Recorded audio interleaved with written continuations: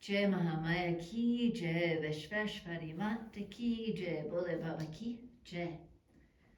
Going to begin with book 9, chapter 1. Sri Narayana said, this highest Prakriti is recognized as fivefold. When she is engaged in the world of creation, she appears as Durga, the mother of Ganesh, Radha, Lakshmi, Saraswati, and Savitri. Narada replied, O thou, the best of Munis, who is as Prakriti? Why did she manifest herself and then Then again, why did she reveal herself in these 5 forms? And what are her characteristics? Now thou oughtst to describe the lives of all, the different modes of their worship, and the fruits that are accrued thereof. Please also inform me which forms of them manifested themselves in which different places. Dost thou please narrate to me all of this? Narayana said, O child, who is there in this world that can describe fully the characteristics of Prakriti herself? However, I will describe to you that much which I heard from my father Dharma here. The prefix pra is the word Prakriti means exalted, superior, excellent, and affixed kriti denotes creation. So the goddess, the Devi, who is the most excellent in the work of creation, is known as Devi Prakriti. To come closer, pra signifies the sattvic guna, the most exalted quality. Kri denotes the rajasic guna, and T denotes the tamas guna.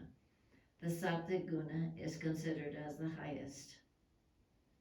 So when this intelligence of the nature of Brahma be only the 3 attributes gets tinged with the above 3 gunas and becomes omnipotent, then she is superior in the work of creation.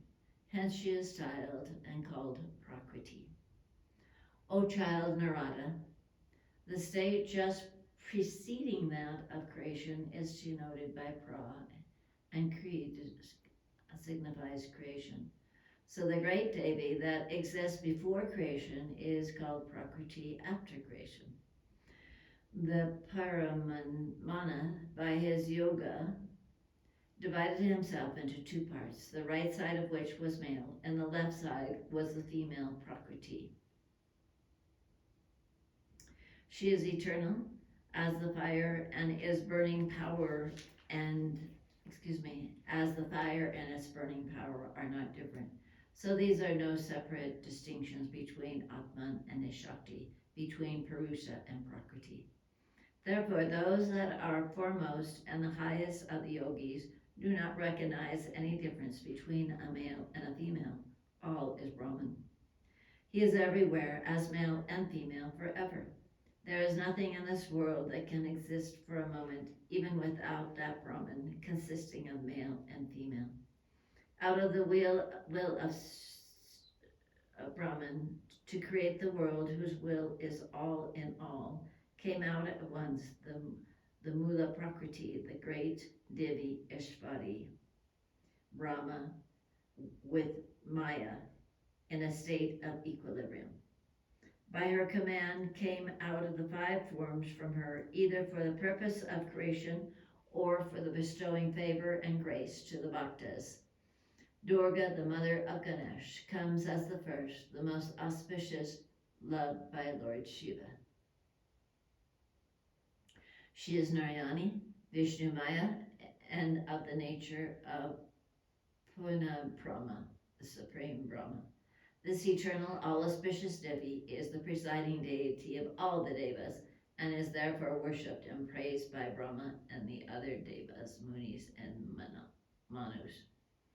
This Bhagavati Durga Devi destroys all the sorrows, pains, and troubles of the bhaktas that have taken her refuge, and gives them dharma, everlasting name and fame, all auspiciousness, things and bliss, and all the happiness, nay, the final liberation.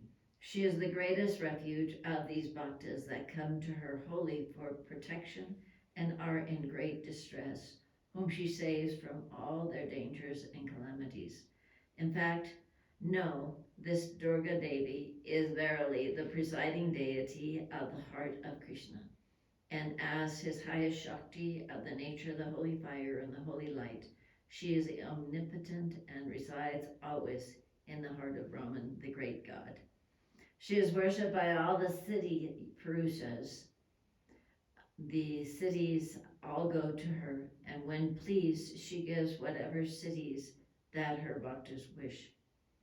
This great Devi is the intelligence, sleep, hunger, thirst, shadow, drowsiness, fatigue, kindness, memory, caste, forbearance, errors, peace, beauty, and consciousness, contentment, nourishment, prosperity, and fortitude.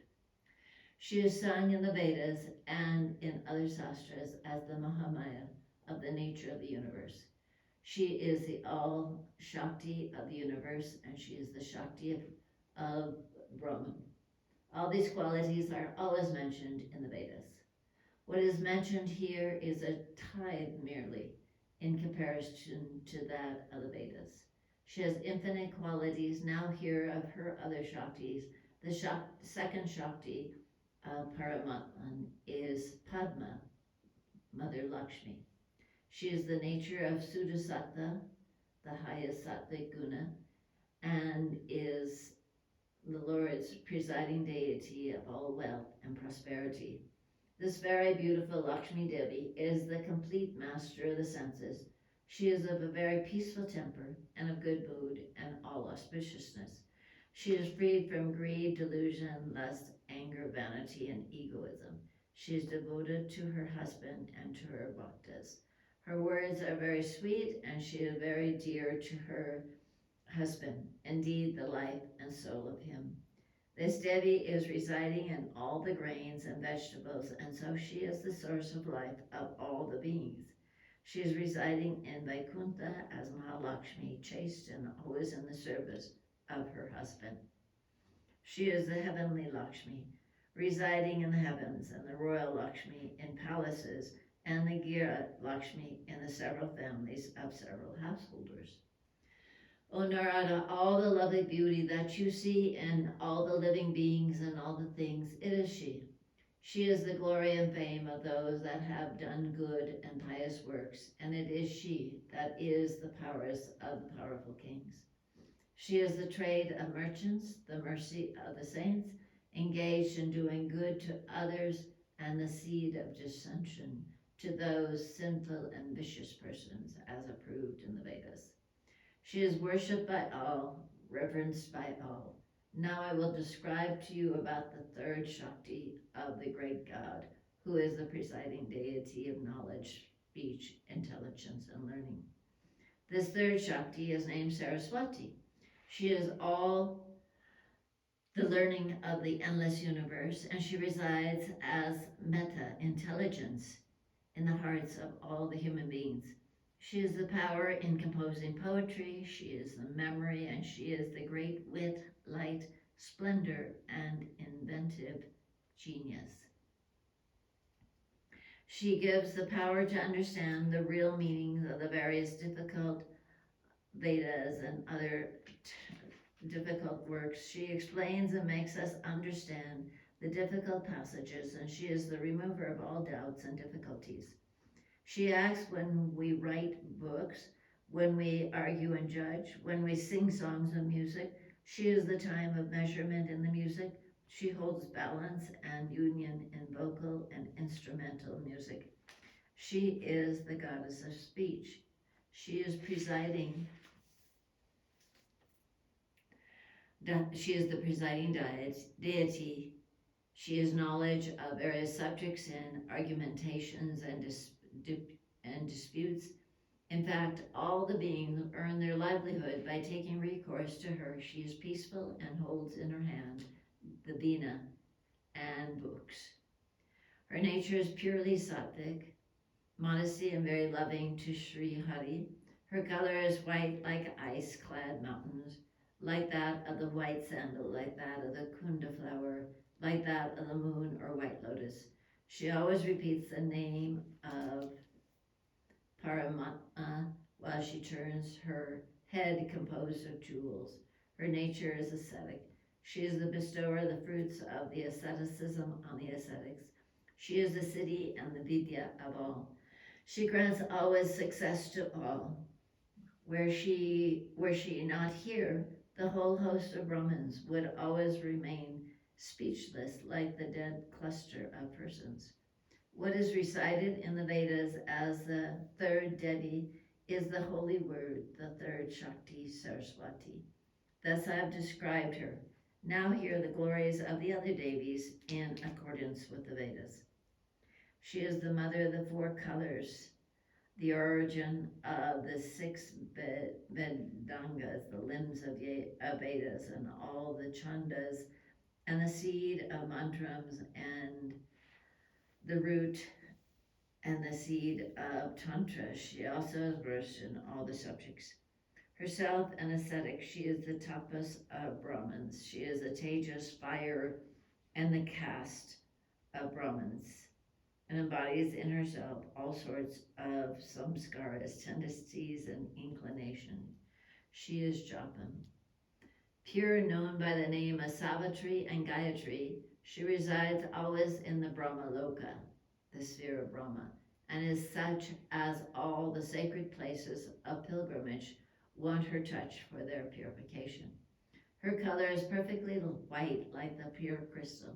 She is purely Suddha Sattva, of the nature of the highest bliss.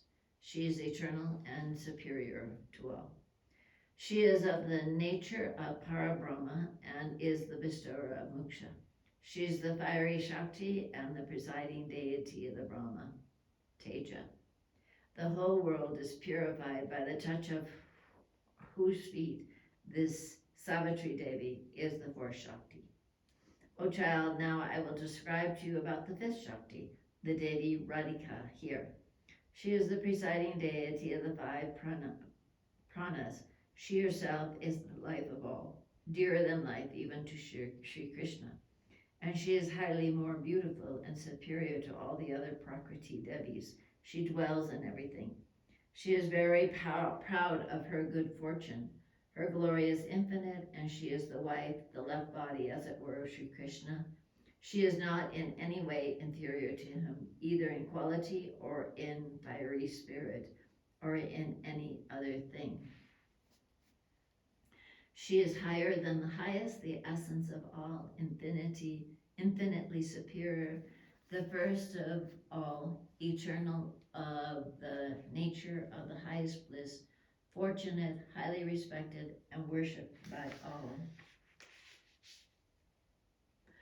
Highest bliss, the highest continent, and excessive joy, she turns the three sattvic, rajas, tamas, and is nirakara, without any particular form. But she dwells everywhere, but unconnected with any. She is the soul of all. She is without any effort to do anything, and void of ahamkara. She assumes form only to show her favor to her bhaktas. The intelligent, learned men read her glories in meditating on her according to the Vedas. The chief of the Devas and the Munis could never see her. Her clothing are fireproof, and she is decorated with many ornaments all over her body. She looks as if the crows of moons have risen all at once. She is the giver of devotion towards Krishna, service toward Krishna, and she bestows all wealth and prosperity. In Vihara Kalpa, when the Vihara incarnation took place, she incarnated herself as the daughter of the Gopa, the cowherder, named Abanu, and earth was blessed by the touch of her feet. She is such as Brahma and the other Devas could never perceive her by any of their senses, yet everyone at Vrindavan saw her very easily. She is the gem amongst women, and when she is seen on the breast of Krishna, It seems like lightning flash in the blue mass of the clouds in the sky. In days gone by, Brahma practiced several austerities for 60,000 years to purify himself by seeing the nails of her toes, but far from seeing that, he could not have that even in his dreams. At last he succeeded in seeing her at Vrindavan, and he became blessed. O child Narada, this is the fifth Prakriti, and she is denominated as Radha. Every female in the universe is sprung from part of Sri Radha as part of her part. O Narada, thus I have described to you the 5 highest Prakriti Durgas and others. Jai Mahamaya ki jai, Vishveshwari Mata ki jai, Bole Baba ki jai.